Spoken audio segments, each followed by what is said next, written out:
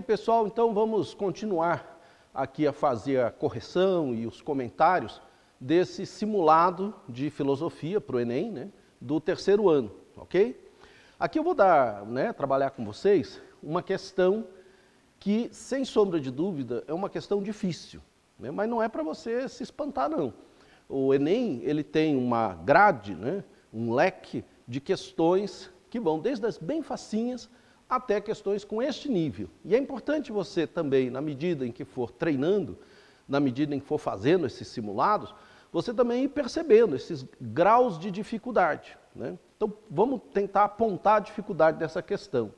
Primeiro, vamos atrás, né, começando pelas letras miúdas, ver se a gente descobre qual é o assunto. Não, as letras miúdas, nesse caso, não nos dão muita informação, a não ser o óbvio, né? É uma pergunta de filosofia. Aí nós temos aqui o enunciado, nós temos aqui o texto de apoio, né? Um texto de apoio. Vamos procurar o enunciado, tá?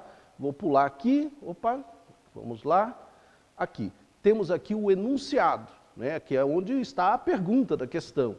Então diz assim, de acordo com a metafísica de Aristóteles. Pronto, então nós situamos o assunto. Será uma pergunta sobre Aristóteles e o seu conceito de metafísica. O que é a metafísica? Que é aquele conhecimento verdadeiro que está além das aparências. Aquele conhecimento verdadeiro que está além, que não está tão ali no nível da nossa percepção. Aqui, gente, é que está aí um ponto importante para você recordar. Aristóteles foi discípulo de Platão, porém ele divergia de Platão quanto a essa questão da metafísica. Para Platão, o conhecimento verdadeiro estava em outro lugar, estava no mundo das ideias. Para Aristóteles, o conhecimento verdadeiro estava aqui mesmo, só que era preciso saber olhar, né? Esse olhar entre aspas, porque você já vai ver que é um olhar com a razão.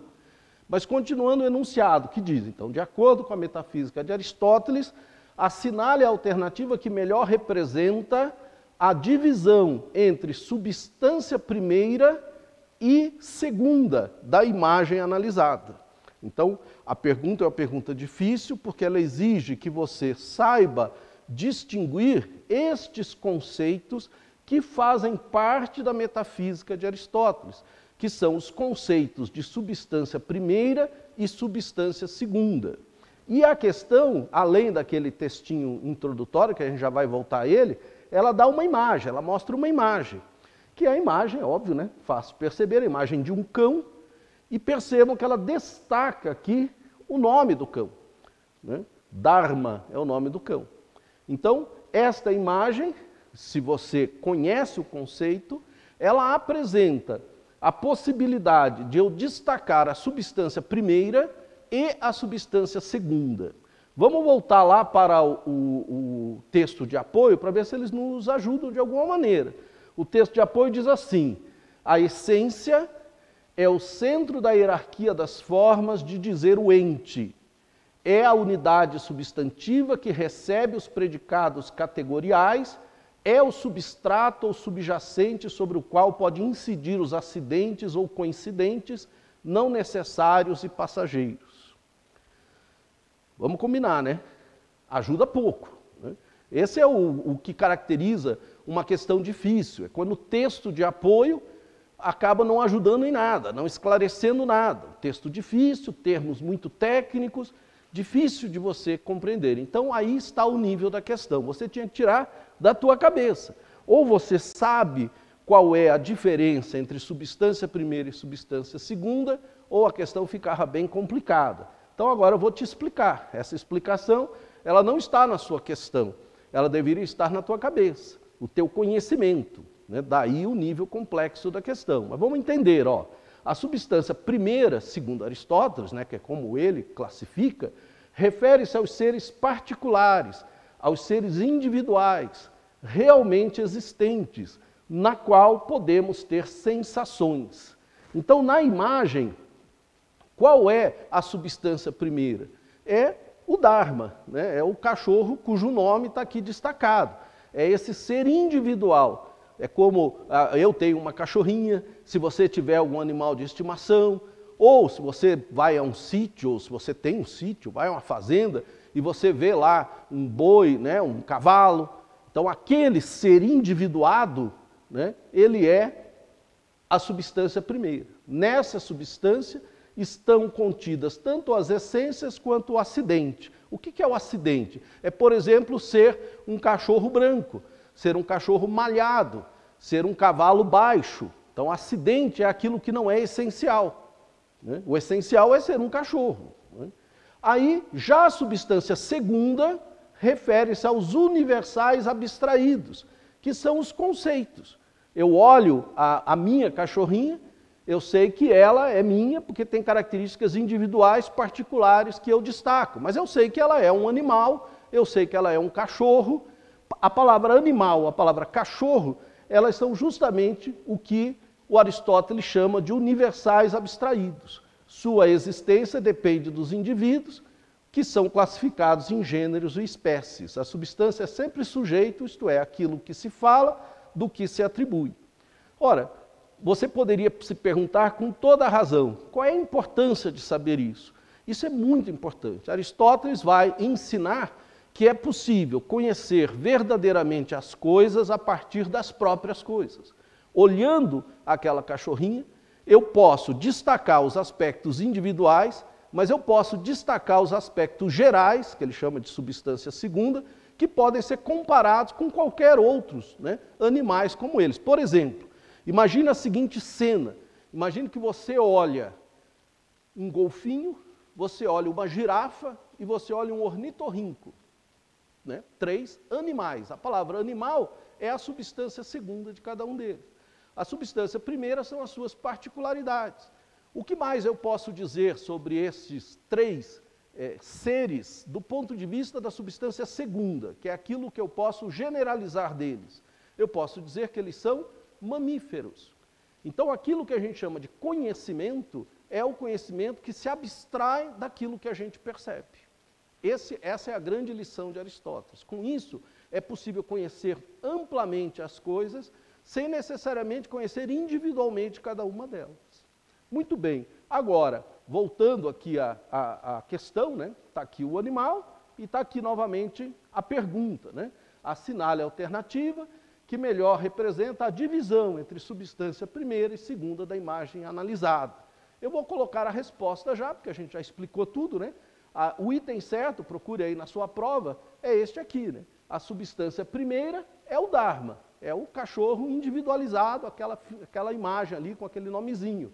E a substância segunda são as características que podem ser abstraídas e generalizadas, como, por exemplo, a espécie, ele é um cão, e o gênero, ele é um animal.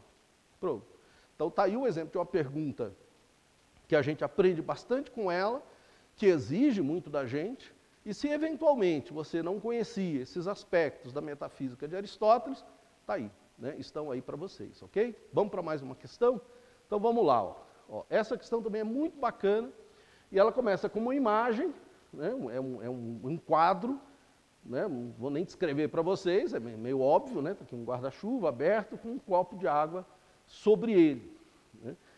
Essa é a típica imagem que evoca algumas coisas, né? Todo mundo sabe que o guarda-chuva serve exatamente para proteger o indivíduo da água, né? E está ali um copinho d'água em cima. Vamos ver o que mais, né, o enunciado nos traz sobre essa imagem. Então está lá a explicação. Ó. Nesta obra de arte, chamada As Férias de Hegel, aqui você já despertaria lá no teu arquivo de informações filosóficas, né? Hegel, filósofo alemão do século XIX, no caso a obra foi pintada por René Magritte. René Magritte é um pintor belga, né? E ele brinca, né? Com um conceito importante, né? Conceito importante da filosofia do Hegel. De acordo com a análise da obra, com seus conhecimentos sobre o idealismo hegeliano, é possível afirmar que a obra de arte ressalta qual conceito hegeliano? Pronto, essa é a pergunta. Então, uma forma bastante inventiva, bastante inteligente de fazer uma pergunta sobre um conceito básico da filosofia hegeliana. Hegel era um idealista, assim como Kant, né? O que é ser um idealista? São aqueles pensadores que afirmam que a nossa razão é capaz de conhecer apenas uma ideia das coisas. Então, é aquilo que é real, que a gente chama de real, na verdade, é o que a razão nos fornece. Hegel tem uma frase famosa sobre isso, que ele diz: o real é o racional é o real. Parece estranho, né? Mas é uma característica da filosofia idealista. Aliás, uma característica até que, assim, digamos assim, humilde, uma característica que faz com que a gente perceba que nós não somos capazes de conhecer as coisas como realmente elas são. A gente conhece apenas uma ideia das coisas, aquilo que a nossa razão nos proporciona.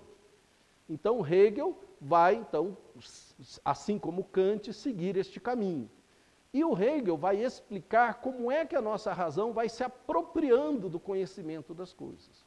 E aí é que ele usa a palavrinha, o conceito, que é esse processo de apropriação que se dá por meio de um confronto de ideias, como você está vendo aqui na gravura, né? Aqui quase como se fosse um contraponto, guarda-chuva e água. O Hegel chama esse confronto de tese e antítese. E deste confronto surge uma síntese, que é um conhecimento. Esse conhecimento se amplia com as sínteses. Aí uma síntese se transforma em outra tese, que vai se confrontar com outra antítese, e desta maneira a nossa razão vai se apropriando dos conhecimentos do mundo, né, ampliando, né, esse próprio conhecimento. Agora, como que se chama esse conceito desse confronto de tese, antítese e síntese? Ó, aí você vai olhar ali as primeiras palavrinhas, e eu tenho certeza que se você estudou Hegel, pelo menos um pouquinho, você vai saber distinguir. Então, será que é a história, que é a dialética, que é o espírito absoluto, a realidade ou o progresso da história? Então, a palavra que Hegel usa, aliás, Hegel vai buscar essa palavra lá em Platão. Essa palavra já existia, Platão é o primeiro a utilizá-la, Hegel a recupera, dá a ela um novo sentido e vai, enfim, transformar num dos seus conceitos mais importantes. Você já adivinhou qual é? Então vou apertar aqui para a gente, para ver se você se lembra. Está lá, é a letra B de bola, é a dialética hegeliana, aquela na qual ele vai buscar explicar como é que a nossa razão apreende o conhecimento do mundo, por um processo de expansão, por meio dos confrontos com aquilo que não se conhece, né? Então, a minha tese é o meu ponto de partida, confronto, absorvo, amplio e assim sucessivamente, ok? Muito bem. Agora, vamos fazer mais uma questão, ok? Então, essa questão, ela tem lá, sempre começando com as letras miudinhas. Se você está com a sua prova, você pode olhar aí. Então, é um texto sobre o inconsciente, o inconsciente. Então, está aí um assunto. Se você já estudou, você sabe que a palavra inconsciente nos remete a um pensador que não foi propriamente um filósofo, mas um pensador importante que marcou o pensamento do século XX, que é o Freud. Então, vejam, começamos pelo enunciado para depois saber o que a gente vai procurar aqui no texto de apoio. O enunciado diz, ó, de acordo com o texto lido e com seus conhecimentos, então observe que o texto não é suficiente, ele vai me dar pista. Eu tenho que juntar essas pistas com aquilo que eu já estudei. Sobre a psicanálise desenvolvida por Freud, a barreira a que o texto se refere é o... Então pronto, já sabemos o que procurar no texto. Nessas provas de humanas, gente, a gente não lê o texto porque precisa ler. O texto é um conjunto de pistas para nos ajudarem a chegar à resposta. Por isso que é fundamental começar com o enunciado para saber o que procurar. Então, o que a gente vai procurar nesse texto? Qual é a passagem do texto que faz referência a esta barreira? Então, vamos lá. O texto diz assim: o inconsciente não é o inverso do consciente, né? Não é preto e branco, não é mais e menos, né? Ele possui outro funcionamento e outros propósitos, o que implica pensar que há um modo de operar com os atos psíquicos que é consciente e outro que é inconsciente, ou seja, como se fossem dois mecanismos funcionando com regras que são próprias, tudo dentro da gente, né? São os processos, os modos de funcionamento distintos de cada sistema o que os caracteriza. Se um ato psíquico pertence ao inconsciente, ele não tem acesso ao consciente em virtude da existência de uma determinada barreira. Opa, apareceu a palavra barreira ali. Então, vamos aqui parar aqui só um segundinho. Essa barreira é aquilo que impede que um ato psíquico inconsciente tenha acesso ao consciente. Então, você imagina aqui uma barreira como algo que impede, como algo que filtra, né? Como algo que censura, algo que tenta evitar que esse mecanismo atue, né? E se infiltre neste outro mecanismo aqui, tá? Que não permite que os conteúdos do inconsciente passem para o consciente. Essa barreira é a censura, que se situa na passagem de um para o outro. Então é um texto bacana, veja como é importante a gente ler procurando algo. Você já deve ter passado por essa experiência. Quando você lê uma coisa sem saber o que você está procurando, aquilo te escapa, né? Você fala, para que eu estou lendo isso e tal? É lógico. Quando não há objetivo, qualquer leitura ela se torna mais fluida, mais porosa. Porém, quando eu estou procurando, fica mais fácil de identificar. Então, o que a pergunta quer é que eu diga que barreira é esta. Então, se você estudou algo de Freud, você já deve saber a resposta. Se não, vamos aproveitar e aprender um pouquinho. Então, o que é que a gente já sabe aqui? Que, segundo Freud, nós temos dois mecanismos que operam dentro da gente e uma barreira entre eles. Ó, esse esqueminha ajuda a entender bacana essa ideia. Então, qual é o sistema operacional inconsciente, que é pulsional, que é desejante, que é o que o Freud vai chamar de id. Por outro lado, qual é o sistema operacional consciente, racional, que é o que ele chama de ego. E qual é a barreira que vai buscar se interpor entre os dois para determinar o que pode passar e principalmente o que não pode passar, porque ele é fundamentalmente uma barreira de censura, que é o que o Freud vai chamar de superego. Então, enquanto o id tem como característica fundamental o princípio do prazer, ele apenas deseja, ele quer, como uma criança birrenta, o ego tem como fundamento o princípio da realidade, que é uma pessoa adulta, que é aquela que pondera, que é aquela que questiona. Já o superego tem como fundamento o princípio do dever, que é o dever de proteger o ego, o dever. Então ele sempre censura, impede. Ele, ao invés de questionar, ele é imperativo. Ele fala, não, não. Muito bem, deixa eu mostrar aqui um outro desenho que talvez mostre isso de uma maneira um pouco mais lúdica. Então imagine aqui tudo isso funcionando dentro da cabeça da gente.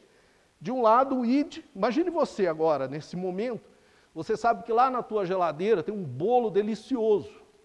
E você está aqui me ouvindo, acompanhando, fazendo a correção, mas aí na tua cabeça surge a imagem daquele bolo. É o seu id. E o id vai mandar para você, eu quero agora. Come aquele bolo todo, vai lá, abandona isso. É o desejo que fica ali como uma pulsão, né, mexendo com você. Por outro lado, o seu lado racional, né, maduro, adulto, né, o seu ego, vai dizer, agora é uma boa hora? Pô, eu estou aqui assistindo a aula de correção do meu simulado, eu estou aqui aprendendo algumas coisas, eu sei que eu preciso disso para entrar na universidade. Já o seu superego não tem dúvida. Ele vai te dizer, é melhor não. Ele vai dizer, não, não vá, fique aqui, que é o princípio do dever. Então o superego funciona como uma barreira para os seus desejos, para garantir que você possa continuar a funcionar no mundo social, nesse mundo que a gente chama de realidade. Muito bem, então diante disso, temos aqui as alternativas, né? E aí fica fácil, né? Quem funciona como uma barreira é o superego. Vejam que aqui aparecem duas alternativas, vamos ver qual das duas corresponde à resposta correta, né? Que é, vamos ver, a letra D de dado, né? O superego, responsável por censurar os desejos inconscientes, de se manifestarem no consciente. E pronto, aprendemos algo mais aí sobre Freud, né? E com isso a gente encerra essa nossa correção, esses nossos comentários. Eu espero que você tenha realmente aprendido alguma coisa, tenha sido útil para você, e agradeço a sua atenção e espero que em algum momento a gente volte a se ver, tá bom? Um abraço e até a próxima.